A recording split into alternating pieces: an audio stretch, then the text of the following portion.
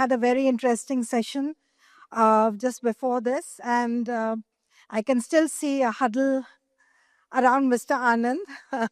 I know lots of work that is being done, so much experience, and it was wonderful hearing them all. But we also have an esteemed panel here, so I just request if everybody could just settle down before we start the panel. थोड़ी सी exercise कर लेते हैं ma'am, है ना? थोड़ी सी exercise कर लेते हैं, सब बैठे हुए हैं. हाँ, I know. है ना? थोड़ा सा करें सब और शेक अप करें कुछ? करो करो करें? करो करो करो. So can everyone look at me please? Hello, hello, hello. So when I say hello, you're going to say hi to me. Let's do it. Hello. Hello. तो जिस टोन में बोल रही हूँ ना वैसे करना है सबने, ठीक है? हेलो. Hi. नहीं, टोन याद रखना है. Hello. Once more. Hello hello. तो हाय हाय नहीं होने देंगे इस पैनल में. चलिए, ma'am over to you. Thank you. Thank you. So I'm just going to start with what you just saw. Only a good teacher can do. So I'm not sure that technology is going to take away from the teacher. So I'm going to start with that, and I'm going to ask each of our panelists to introduce themselves first. Just tell us a little bit about yourself and what got you involved in technology and in this area. So starting with you. All right. My name is Aslesha Thakur. I've been in the sector of education for about 3 decades now. Started my career as a teacher, went on to becoming the director of schools with seeding a lot of schools, setting up, doing a lot of work in the area of teacher training. We've trained almost 1.4 lakh educators till date, principals as well. We've done a lot of work in school turnarounds, improvement, just about anything and everything in the K-12 space. I've also been personally involved with EdTech from the year 2002. And I've seen the genesis. I was with an organization that actually invented Smart Class. And I've been with, when the technology boom actually started happening in schools. And I feel privileged that I've seen the whole journey from there to where we are today, from the inside, and some insights on how this change has benefited students and the challenges that it's thrown up. Thank you. Wonderful. Thank you. Yeah, hi everyone. This is Prateek. I am founder and CEO of Masai. So my journey started not as an educator, but more of a technology entrepreneur. So I graduated from IIT Kanpur and then started my first company in the real estate, a very different domain altogether. But yes, so it was a successful venture, got acquired by one of the largest classified. Then this is my second stint where we started Masai in June 2019. Basically, the idea of entering into education was, since we all came from the technology background, the name, first of all, is very important to us, Masai, which inspired from Masai Mara tribe, Africa. And over there, what we have seen is that they don't believe in formal education at all. Like, since many decades, they don't believe in formal education. They have skill-based schools, even like at a tribal level, for training students and for training individuals in different skill sets. And that inspired me to basically do something in the skill building space. So that was the first reason for Masai. And the second important reason to start Masai was I did an internship at Teach for India when I was in college. And over there I saw that India has a huge untapped potential which is waiting to be unlocked. Majorly because of socioeconomic reasons, it is not getting unlocked. So we're the first to build a pure outcome-based education institute, which is investing in students' first philosophy and not taking any money from them, getting them successful in life, and then after that, get them to pay fees through their salaries or through the way they are earning incomes. So that's the model through which we started with. We have placed over 10,000 students, moved close to 2,000 families out of poverty line through generating employment.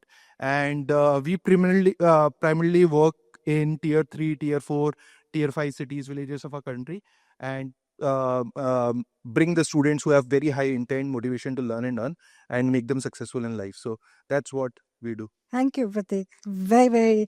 I think.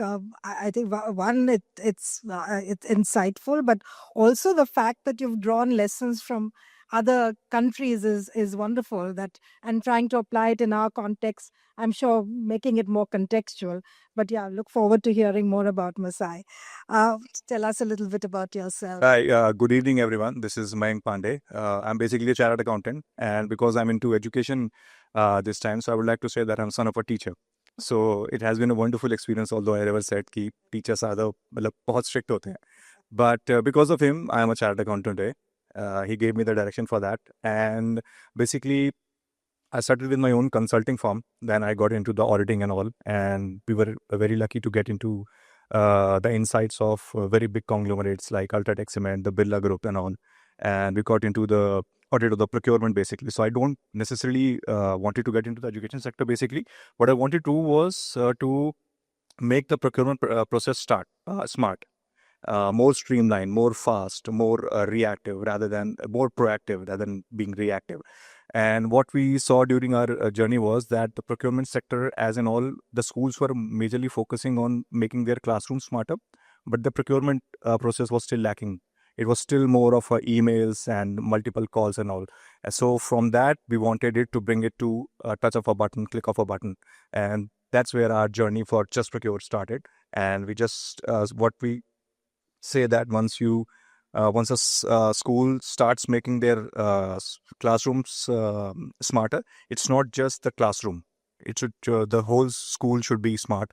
And so here we are, making a procurement segment for schools, health education, and corporates smarter. Wonderful. So we're looking at right pedagogy, and then we're looking at also schooling to employment and the labor market and the procurement, the back end, which is equally important. Wonderful. And thank you all for joining us on this panel. Just to introduce myself shortly, I'm Dr. Renu Singh. I'm an educational psychologist. I work in an organization called Young Lives. We're also part of the University of Oxford. And basically, I'm a researcher. I'm a nerd researcher. So I spend most of my time looking at how does one gather evidence to influence policy and programs. Because without that, we don't know what really works. So, I think that's my little introduction. Technology, I think, has also, I'm just going to just start with saying technology has changed a lot of what we're doing in the education sector. Yeah. And I'd like to hear from you, Shisha. What do you think is the role of technology today as we stand on the cusp of trying to reach the goals of the Viksit Bharat, but also looking at student-centered learning, preparing them for a world that is so different? Because, with the latest World Forum report said that children entering primary school today, almost 60% of them will be in occupations we don't even know exists, right? So we don't even know what is in the future. So it's an unknown territory and terrain that we're really working on. So yeah, love to hear your opinion. Thank you for that question. I'm trying to reflect about how I would respond to this question. Technology has been in our schools for, I think, significantly about 24 years. Even before that, but in smaller ways, but more mainstreamed, use of technology. The way I see it, I've actually very closely seen the tremendous benefit that technology can give. I've also seen the barriers and the challenges that it can throw up in our schools. I think the impact depends entirely on where we use technology in the learning process. So I think what is coming to my mind are the three important facets of where technology lends itself if it is used correctly. Number one, I think technology is a great mirror. It can throw up information that a teacher is likely to miss because the numbers of students in our class are huge. A teacher cannot go into the brain of every single child and figure out where things are. And I think technology can throw up patterns which then can be interpreted by the teachers. So I think the first role of technology is that to be a शीशा है, उसमें देखो झांक के उसके गरेबान में कि क्या हो सकता है, क्या समझ में आ रहा है. That's one. The second thing is that technology is also a great multiplier. It amplifies good teaching. If used correctly, it can be a great way to respond to differentiation, which is what is the key, which is what we're discussing in this particular panel. How do we reimagine the classroom is by bringing in differentiation, and technology really amplifies that. It shortens the feedback loop. For example, my organization, we are India partners to Khan Academy, and Khan Academy is working in 190 countries. In India, they partner with 2 organizations. We are one of them. And this particular solution has been deployed in multiple states. And गरीब से गरीब बच्चा वो solutions, वो pedagogy, वो content देख रहा है जो बिल गेट्स के बच्चे देखते थे. So can you imagine the richness of the content that's actually available? And all that content is available now to the teachers in the far-flung areas, along with diagnostics about where the children are actually. So given that kind of a thing, technology can definitely act as a multiplier. The third thing is that technology definitely allows multiple pathways. I like to call it a bridge. It is one of the pathways, not the only one, but it is definitely a significant pathway to personalization of learning. But when technology is used in conjunction with other pedagogical tools, that's when the magic starts happening. Having said what is good about technology, I'd like to spend like 1 minute in telling you what technology should never be. Number one, technology can never replace human judgment. And no matter how much artificial intelligence happens in our schools, in our lives, it cannot take away what a teacher can actually do in the class. So an algorithm might tell you, Priyanka is not able to solve a math problem because of these reasons, but it is the teacher who is going to be able to interpret how to use that and how to use that information and make a judgment about what action is she going to take as a result of that information, right? It can never replace human judgment, and kabhi bhi nahi ho sakta ye.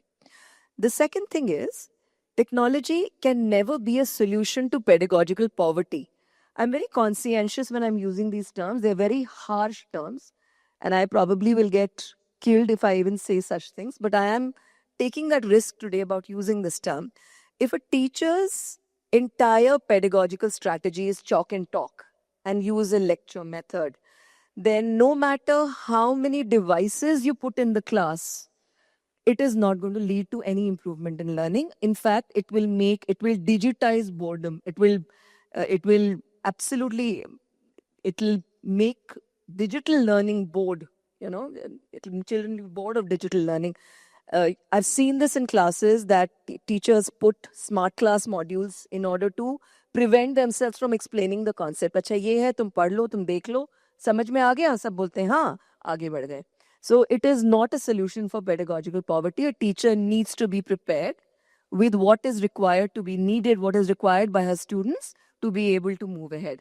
And the third thing is, technology is not the panacea for all students. We are at that stage today where we need to be thinking about what technology for which student. Some children will find gamification very helpful. Some will find seeing a video and followed by questions very helpful.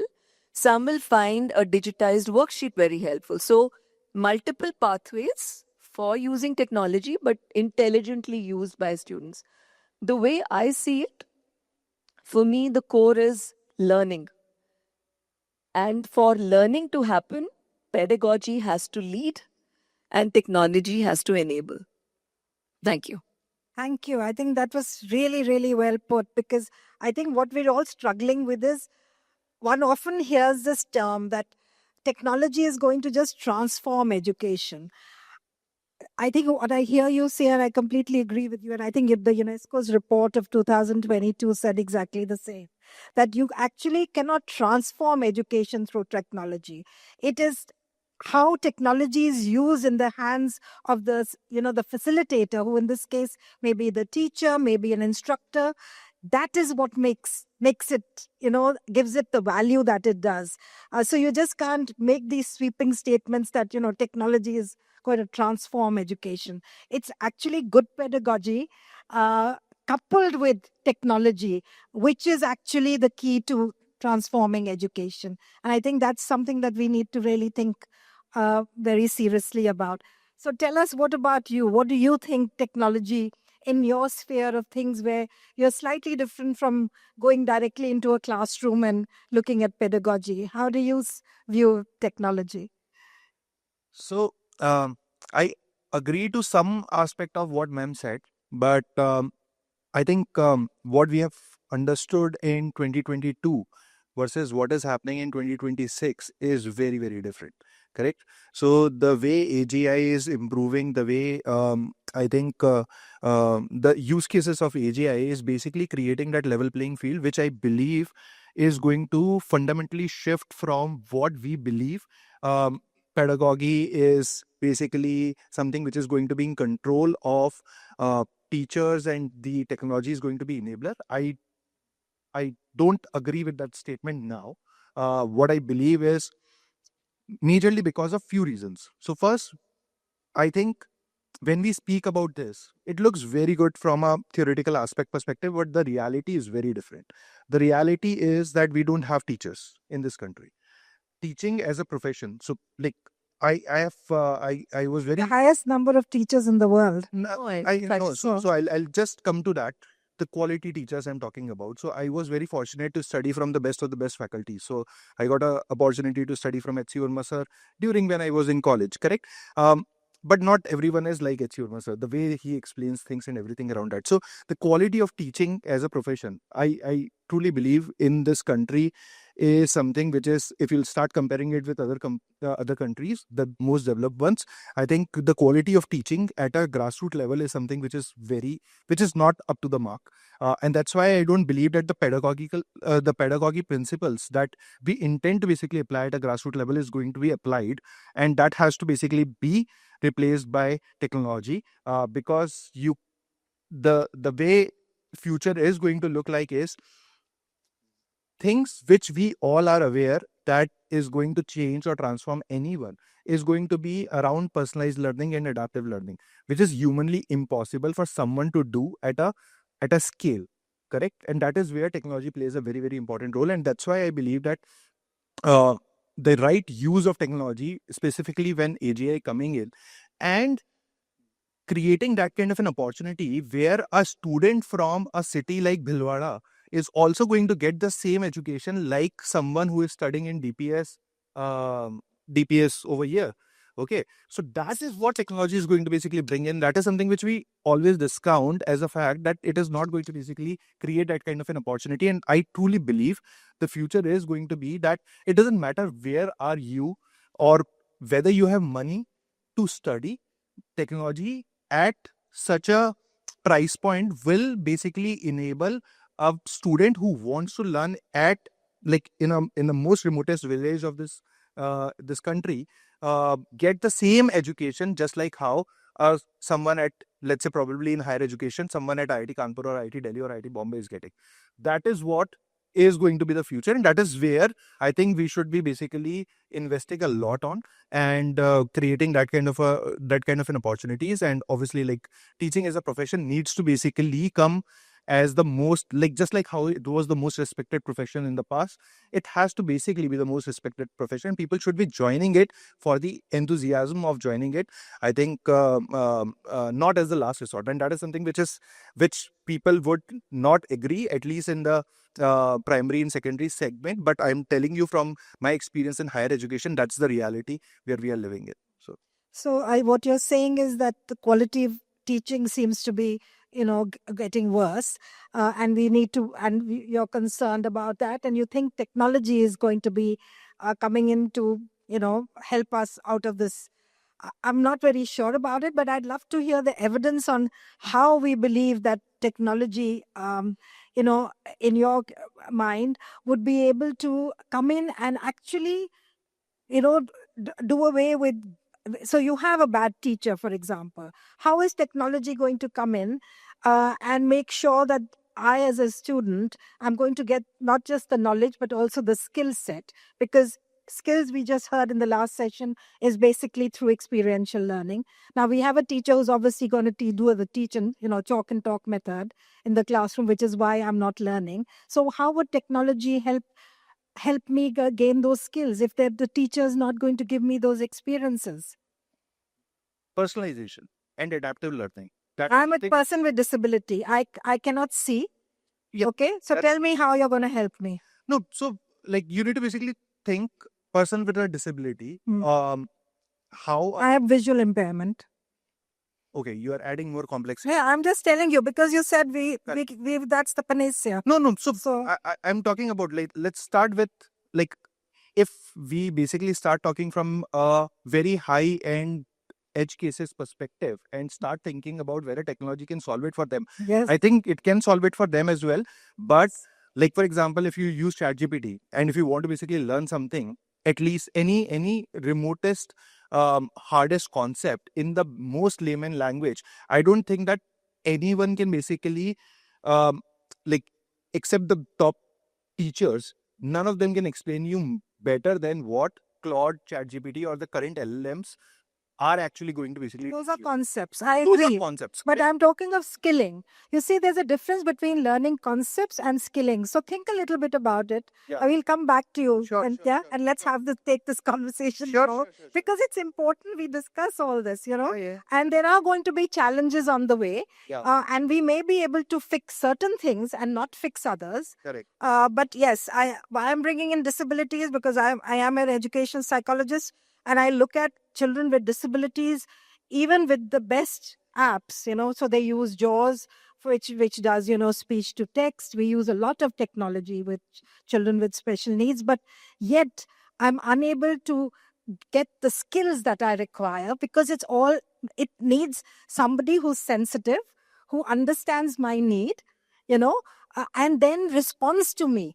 And unfortunately, technology may not be able to even understand what I need, when I'm in such a scenario. So I think, yes, I definitely, for a large number, it might work, but there are still going to be many who are going to be left behind. Yeah. And if we think it's going to transform education, it must be no child left behind. Because that's when we will actually meet our goals. And that's where we're trying to reach, right? So I think, so tell me, from the procurement angle, how do you think we can ensure that this procurement reaches the most vulnerable populations? Because ultimately, technology must reach them. And just to tell you that we just came back from doing some research in Punjab, we're doing an evaluation on a skilling program. And we went to some of the most remote areas, and we were using tabs, for doing authentic assessments. We did authentic assessments rather than give them tools to, self-assessment tools. And while doing the authentic assessments, in our mind, we said, God knows, बच्चे tabs use कर पाएंगे, उसके through समझ पाएंगे. It was all in Punjabi, and we found that not a single child, even though they were looking at a tab and using it for the first time, had difficulty. It was wonderful. We went to almost I think it was something like 3,000 children, and not one kid said, मुझे मुश्किल हुई. पहली बार use किया पर बहुत मजा आया. ये आपने टेस्ट दिया, मगर टेस्ट असाइनमेंट इतना मजेदार था क्योंकि ये इंटरैक्टिव था. So I mean, how do we? So here we are saying, tier 1, tier 2, tier 3. I'm talking of the most remote villages also. The children in government schools had no issues with using tabs, even though they're using it for the very first time in their lives. So I mean, I think we also need to move out of this whole notion of thinking that, oh my God, it's only us who know it. Because there is so much exposure today. Internet penetration is so deep in our country, which is wonderful. So I think we need to build on that wave that we have and build on those successes. So procurement, how are we going to ensure that we reach the latest technology? Because like he rightly said, what was true in 2024 is not true today. That's the biggest challenge we have, because it's constantly changing. So tell us. So basically, as we speak, the procurement has already reached the remotest of the areas. We are talking about what we talk about is basically B2B procurement. Yes. But if you see from the B2C procurement and reaching the remotest of the customers, Amazon, Flipkart has already done it. The people are procuring right, left, and center from these apps and getting it delivered from the remotest of the pin codes. So when we talk about technology, there are two parts to it, basically. One is developing a technology. Second is creating an ecosystem. So we are lucky enough that in India, we don't have to create the ecosystem of it. Like you said, what you said is the perfect example of that. When you took the tab to them, they already knew it. So it's basically they have already the ecosystem is already there. You just have to help them with the technology. And second part is when we talk about technology, we talk about the technology that we have at our own hand, maybe 5 years in the future. We don't know what technology will shape up in the future, what jobs it will create, what challenges it will create. When I think of technology, I think of it as a very wild horse, and which needs a cowboy to get the right direction, and because it can be productive as well as destructive as well. And in the education, I would like to say that the country which gives best of the engineers, best of the tech people. We are, I think, the biggest exporter of that softwares and all. In that kind of a world, I would not agree on his statement that we don't produce the best of the teachers. What I think the problem statement would be that the teachers are there, but it's just it's not. It doesn't get to the remotest of the areas, basically, wherein the technology can come in. And I have the live example of this, basically. In my CA curriculum myself, we had a particular area in Delhi where all the coaching centers were there. And everybody used to come over there, and the hostels and everything was filled up. But then the technology came like 10 years back, and there were satellite classes and all. And it immediately went to the remotest of the people, not just in India, basically, because in India, from Sri Lanka, from Bangladesh and Nepal, people used to come to get that education of the CA classes and all. Now they get it at their home. They get the education downloaded at the center. So it's the same teacher, which was not basically they used to come to Delhi to get that particular teacher, because you have a good teacher in Delhi. The whole ecosystem was there. But what tech did was they reached to the remote of the area, but the best of the teachers, the best of the learning at click of a button. So I'm just going to relate a personal incident that just happened yesterday. My son is studying in Oxford, and he's in Delhi. Unfortunately, he had an accident, so he's not gone back. So he's attending his classes online. And yesterday he told me, I can't follow a thing. He's doing this as MPhil, PhD level student, so he's not a young kid. And he said, I wish I was there because they're doing a workshop and I can't even participate. And I don't even, it's making no sense. I constantly feel I'm interrupting when I want to ask a question, and he asks too many questions, like me, I think. And he said, Ma, I feel, so, the question is, yes, there is all these advantages, but there are also disadvantages. Being in person, and there is a lot of research evidence which shows that actually when you looked at, the hybrid model, of course, during the pandemic, I think this was absolutely life-saving for so many children, right?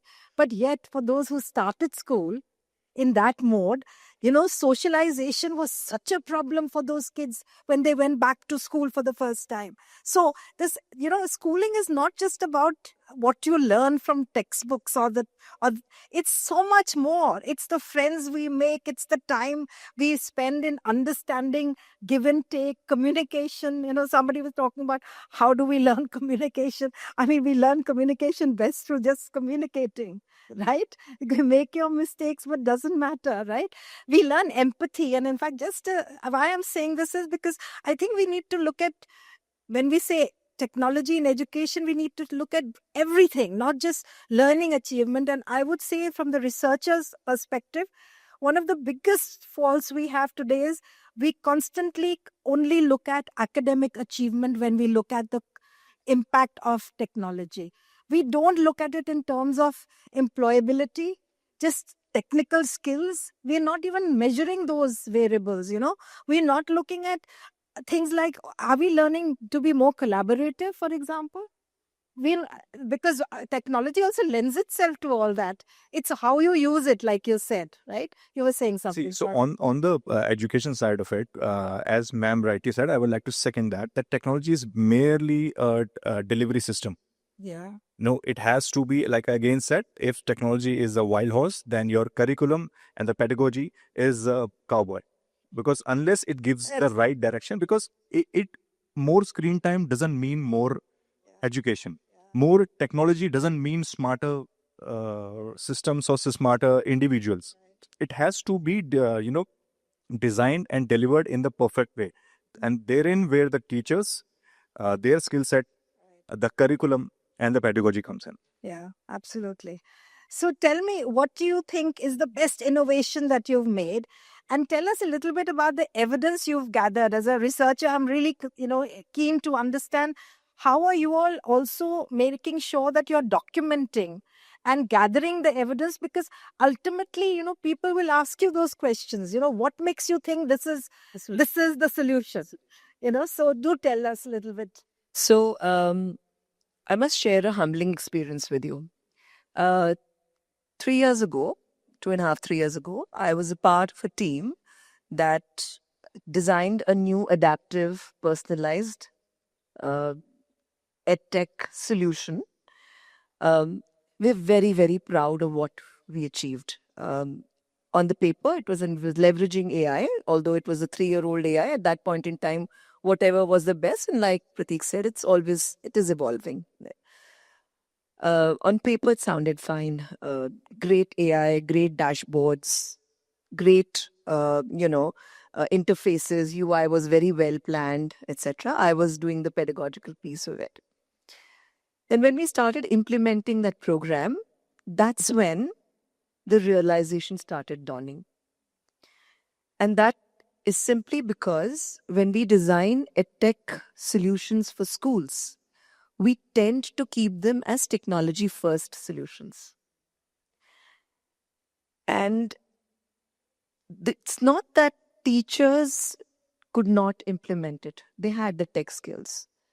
It's not that the children could not do it, because like you said, children take to technology like ducks take to water. बच्चे कर लेते हैं आराम से. But the problems emerged when I was, still remember this one class that I was observing. There was this child, Rohan. This was I think a class 4, where they were teaching, the module was doing something on conversion of fractions. So Rohan made mistakes in converting fractions, proper to improper, ऐसे कुछ था. Sorry, improper to mixed fractions. वो था, हाँ. And he made the mistake, and the technology was throwing up solutions as to what his challenge was. There was another kid, Priya. She was making this same mistake, same topic, similar mistakes. The solution that the technology gave was similar. Personalized है, solution आ रहा है. And then in the debriefing, we actually sat down, and because I was observing the session, I had the ability to actually gauge what was happening with Priya and what was happening with this with Drohan. With Priya, the issue was that she was suffering from anxiety. She wanted to finish the whatever thing, the exercises within the given amount of time, and that anxiety led to her mistakes. With Rohan, on the other hand, it was an issue of distraction. He was distracted. Now, technology picked up something entirely. For technology, the solution was, ये बच्चा गलती कर रहा है, इसको ये ठीक करना है, उसको ये हमें personalization था. To the best of ability, and the tech team had done a good job. And the solutions kept coming from the tech. But that's when the story, sort of became gray in my mind कि यहाँ कुछ और भी है जो सोचने वाला है. Coincidentally, last year, for another project, I was doing some other research, and we landed up doing a survey. We had almost 800 respondents to this particular survey. And the one question that we were asking was, what barriers are thrown for successful learning in your class? And the solution that came was student behavior. And it struck me that वहाँ जो मैंने देखा था, which I think मेरी tubelight जली when I actually saw the results of this survey, was that it was behavior that was playing a role. Anxiety was the predominant factor. As a psychologist, you will appreciate this. Anxiety, fear prohibit learning, right? Distraction prohibits learning. So it is the behavioral aspects that actually, were actually the ones that were directing, or I should say, misdirecting learning, right? Last year, when I started thinking about it, I've literally been doing training for more than 24 years now.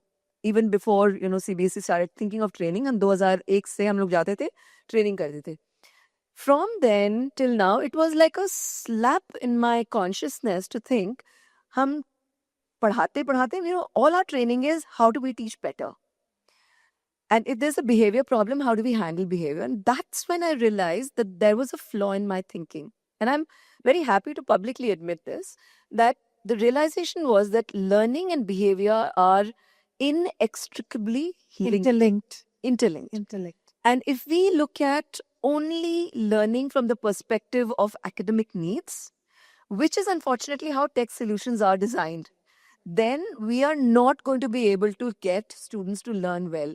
What is required is also to get in the behavior aspects, the aspects that we normally cannot code into our personalization programs, because a teacher is required to actually see the children and say what is really happening in the class.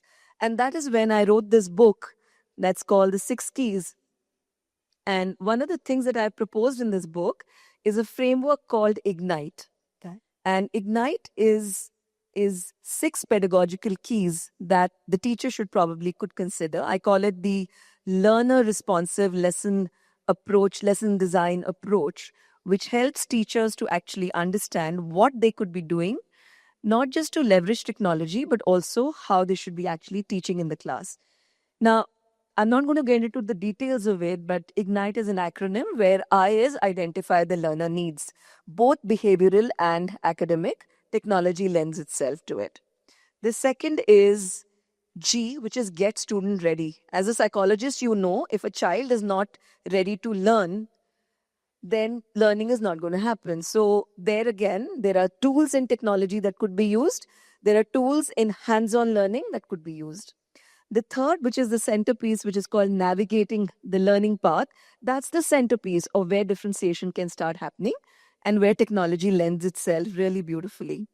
The next is inviting student voice and choice, because I believe very firmly that unless we develop student agency amongst the students, and we don't want to use technology deliberately, it's a conscious choice that we don't want technology. Exactly what you said about collaborative learning. This is the piece where children learn with one another. This is the piece where children construct meaning by debating, by discussing, by thinking aloud, and all of that. So inviting student voice and choice. Then you have T, which is for tracking.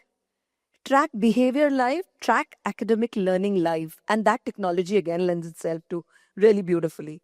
And final is empower through assessment. Because assessment for me is not an end. Assessment is a way for a learner to empower themselves कि मुझे अब क्या change करना है. So that's exactly, I think, lends itself to what Prateek was talking about, is that अगर आपको सीखना है, तो, ChatGPT is there. तो वो भी आपको questions दे सकता है. But that, when that becomes a means to self-empowerment, for me, that's a thumbs up. So Ignite does not start with what should this technology be able to do. Ignite starts with, for a teacher asking, ye meri class hai, what are my children's needs? And can I keep their needs up front and center, and then use technology and the tools that are available to me in 2026 and 25 to be able to improve the learning outcomes. And that for me is the sum total of how technology can be leveraged. So the question that you also asked was, how are we tracking it? We're implementing this program. It's nascent.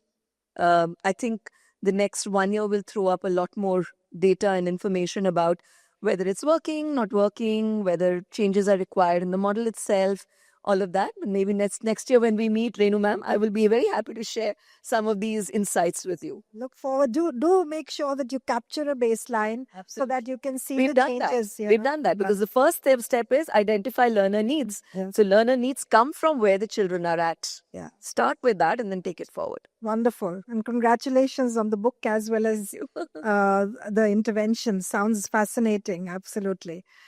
So, Pratik, tell us your aha moment that you've had in terms of an intervention that you believe is really special, and any challenges that you also have seen to face that that need to be addressed. So for us, I think there are a couple of aha moments, which is around the personalization and obviously adaptive learning. But I think two of them that stays with me, and that's why I'm very confident about what we are discussing right now is something which is going to be the future. The first one being, so we have developed an app, okay, which basically take the context from the classroom. Okay, so it's a device that has been kept in a offline classroom.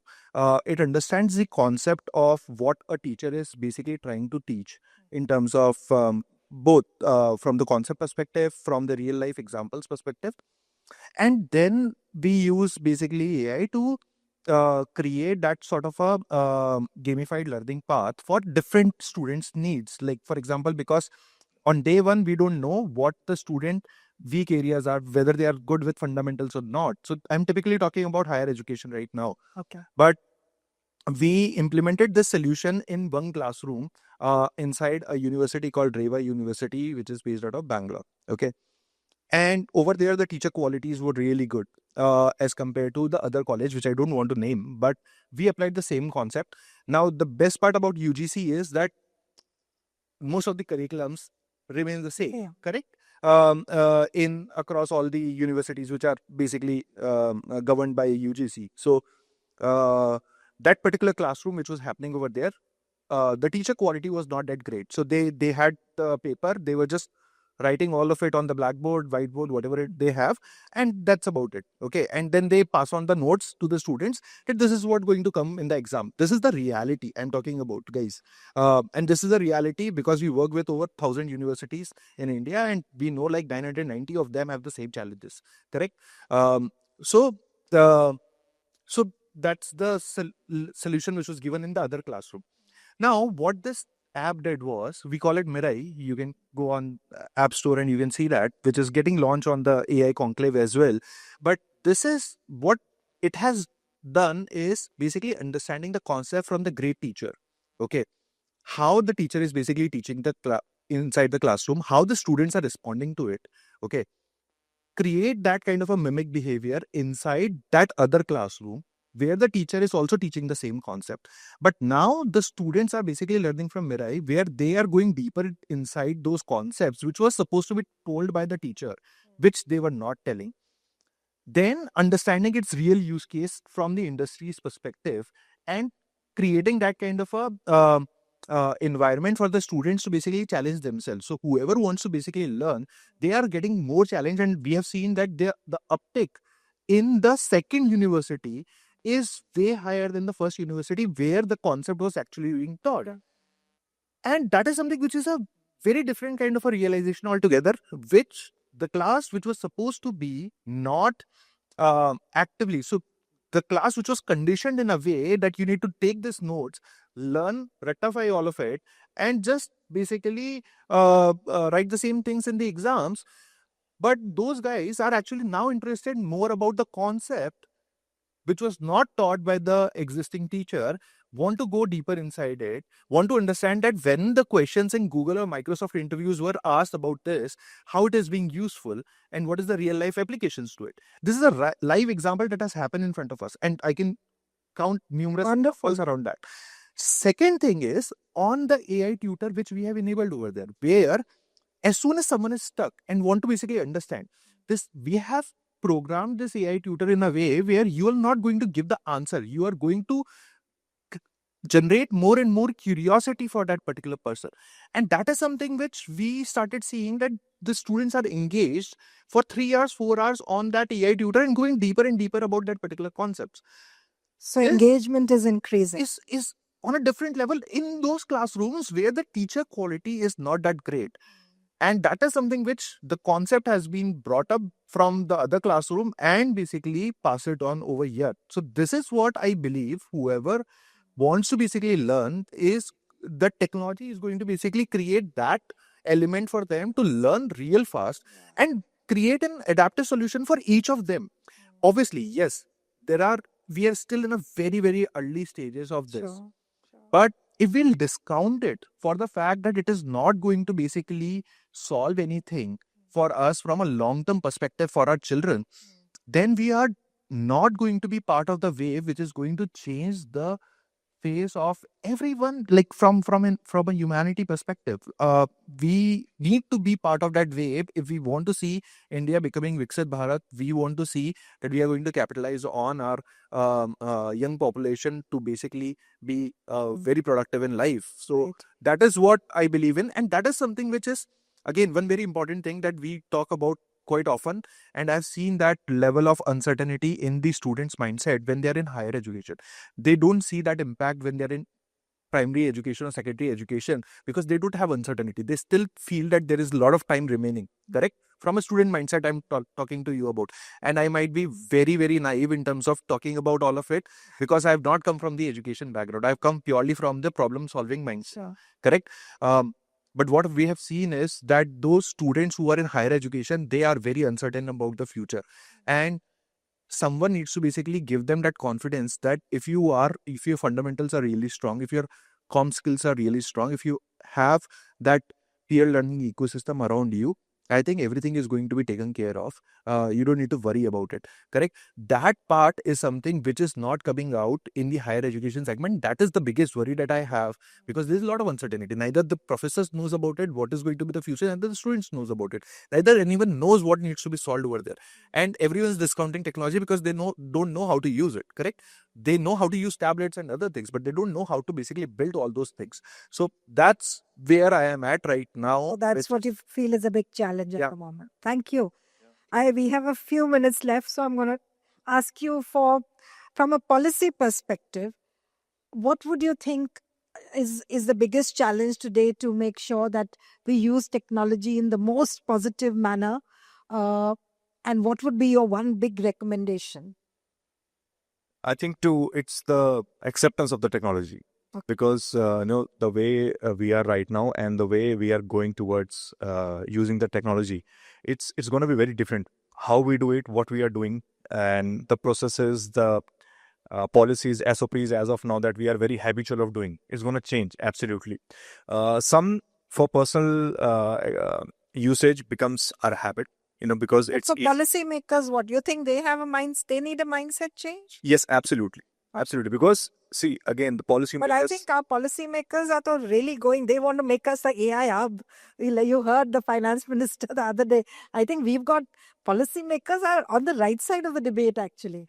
it is actually, but what reflects on the ground is what we are looking at it basically. So And that's it's not policymakers. You're looking at stakeholders like everybody else. Like no, so unit- the extension, the policymakers are of course pushing for the AI and all, but we are still far behind what the world is actually doing it. yes. So I we think need they have woken an up very environment, and we have Yes, to exactly create that. ecosystem and the acceptance of it basically. So what we have started doing just now, the world is already there basically. So that's Well, where we will catch up. I'm sure we will. see, of course we will catch up, but this is what Baby steps. baby steps. But but Yeah. since we have started very late, Yeah. I think baby steps will again lead us very back. So I would So request. I think with considering, I think we have, I guess, some of the most intelligent minds in our country. We have, people who can think definitely, of innovatively. We can think of solutions, and I think we need to come up with our own solutions. Because we don't have to necessarily depend only on what has happened see, elsewhere. What happens is right now, what I see from the policymakers is it's still majorly reactive. Okay. It's still So not you your- want a yeah. more responsive, conducive environment. Yes, exactly. Now, Okay. see, when has policymakers woken up that we need to have our own AI? It's when the Chinese launched their own AI. Then we said, no, we need to have our own thing because the Chinese AI is basically biased, not because of the technology prowess basically they have. Right. So still we are in that phase where we are more reactive. Right. Okay. So I'm going to open it up to the floor because we've just for 2 questions, unfortunately. I think we've run out of time and we can go on and on. I can't see any hands up. Yes, gentleman there, please. Yeah, respected panel. I just wanted to make few points regarding the discussion on technology. As Renu Madam said that what will happen to blind people? Will technology help?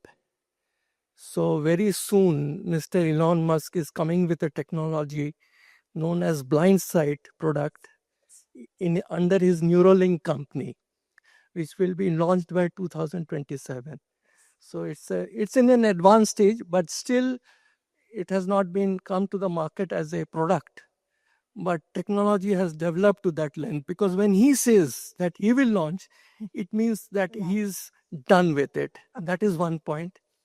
Regarding tablets, again a technology product, it has gone to the village level, because 68 lakhs tablets has been given by the government of Uttar Pradesh to all government aided schools, and the target is 1 crore this year.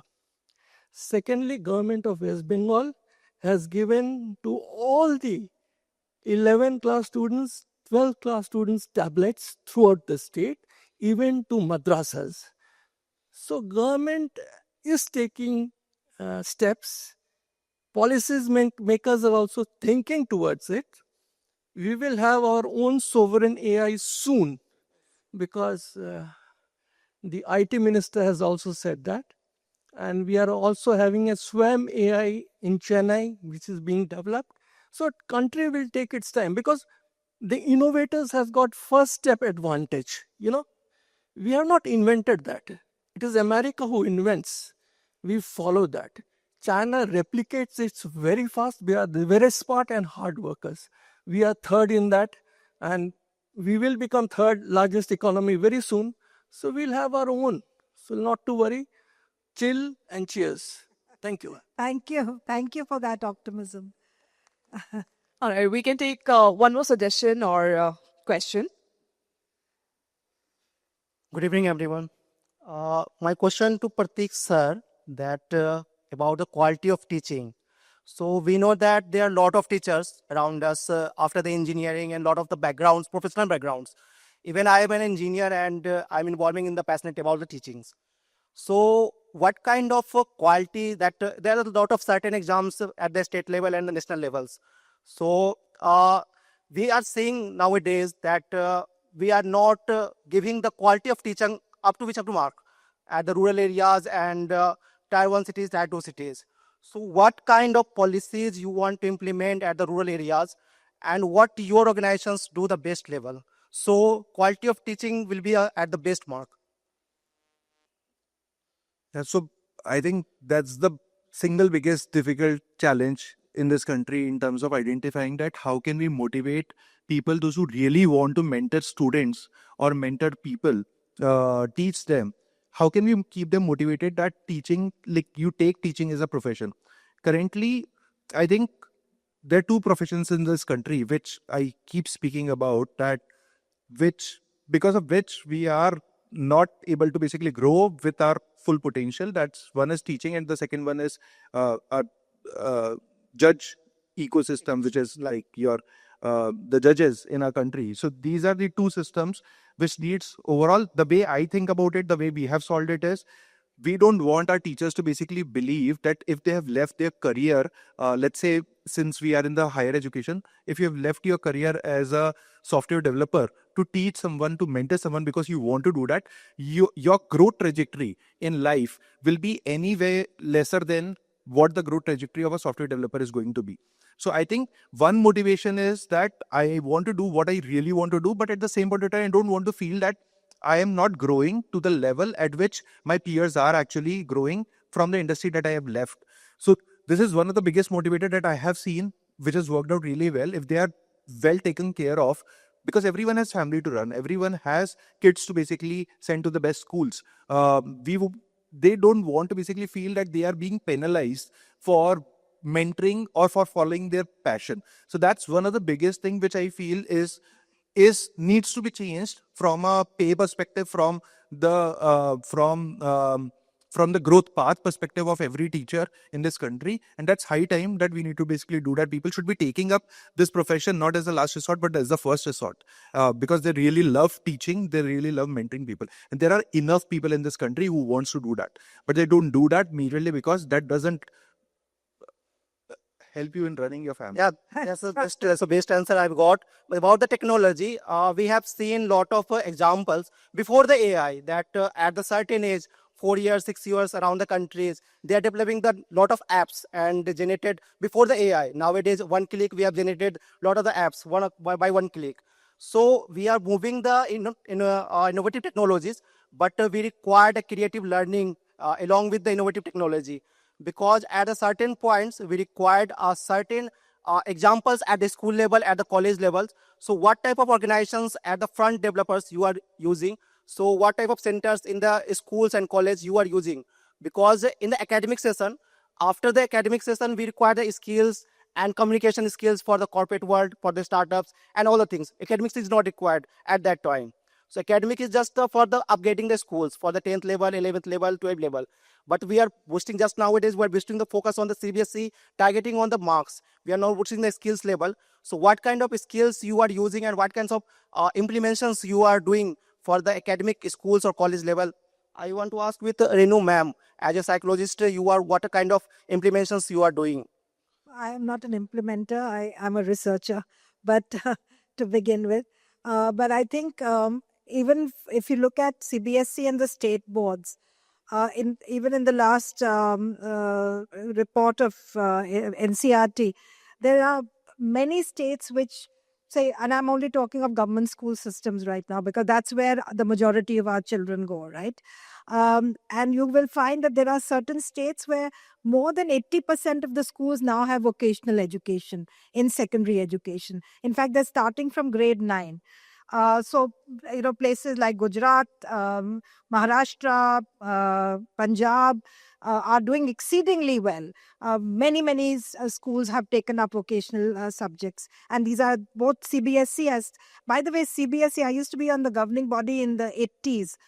In the 80s, we had introduced 100 subjects. In fact, I was the one who had, I think, coerced the chairman to introduce 100 courses. And I remember him telling me, आपने हमारा time waste कर दिया रेनू जी, क्योंकि ये कोई school नहीं ले रहा है. Because in the 80s and the 90s, nobody wanted to take vocational education. It was a dirty word. कह रहे vocational education की बातें कर रहे हैं आप. There were no takers. And so obviously, huge mistakes. We were talking of mistakes. We've all made huge mistakes. So CBSE, and of course now CBSE revamped them. But again, you need an ecosystem, because even today when we are doing this evaluation, and this is in Punjab because almost 80% of their schools have vocational education. And they've introduced something known as Hunar Shiksha now, where they're doing digital design, they're doing banking. So it's very interesting, the new subjects that are being taken up. But again, you need an industry school linkage, because children need internships. So, for example, they are doing health, and they're being trained to become carers, and not nurses.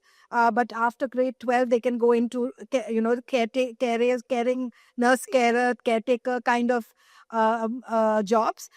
And again, where do they get their internships? Where do they get their practical placements? So these are the areas which I think a lot of thinking needs to happen, because ultimately it is what the child learns from the trade in that particular occupation that is going to benefit the child and the student. So lots of work to be done. But I think what we do have is everybody has now started thinking, हाँ ये करना है. We have to make sure we have a skilled population coming up, ready for meeting the goals of Viksit Bharat. So I'm not going to feel despondent. I think we all are here to make it happen.